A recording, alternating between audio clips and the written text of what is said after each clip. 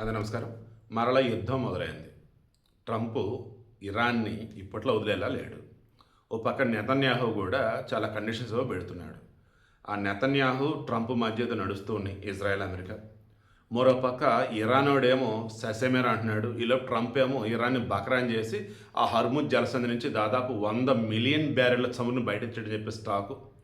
ఈలోపు అమెరికానే Iran బతిలాడినట్టుగా Trump మాట్లాడితే ఎవడు బతిలాడాడురా వాడి మాటలు నమ్మొద్దని చెప్పేసి ఇరానోడు. ఇలా ఇప్పట్లది అయ్యేదే లేదండి. దాంతో అగైన్ మరల బంగారం పెరిగింది. అదేంటి, యుద్ధం మొదలైతే బంగారం పడాలి కదా అంటారా? నిన్న మొన్న పడింది కదా, అందుకని కొంచెం పెరిగింది. 1080 రూపాయలు పెరిగింది 24 క్యారెట్ గోల్డ్. దెన్ 1,48,850 ఉంది 24 క్యారెట్ గోల్డ్ 10 గ్రాములు. అప్పుడు గ్రామ్ ఎంత? 14,885 రూపాయలు. దెన్ 22 క్యారెట్ గోల్డ్ 990 రూపాయలు పెరిగిందండి.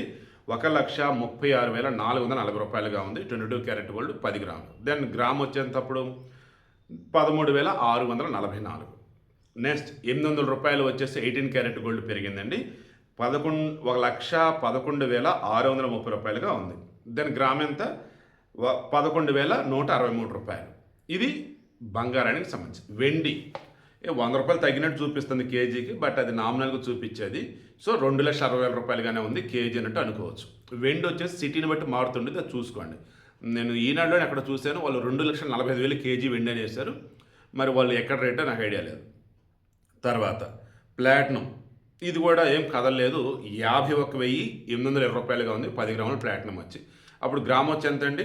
5,182 రూపాయలు. ఇవి ఇవాళ బంగారం, వెండి, ప్లాటినం ధరలు. చెప్తున్నాం కదా, బంగారం మీరు అనుకోండి ఒక రేటు, ఆ రేటుకి వచ్చింది అంటే పడిపోయింది, కొనేసుకోండి, ఏం పర్లా. ఒకవేళ మీరు అనుకున్న రేటుకి వచ్చిన తర్వాత మీరు కొనుక్కున్న తర్వాత మరలా పడింది అనుకో, బాధపడొద్దు. ఇన్ ఫ్యూచర్లో గోల్డ్ పెరిగిద్ది.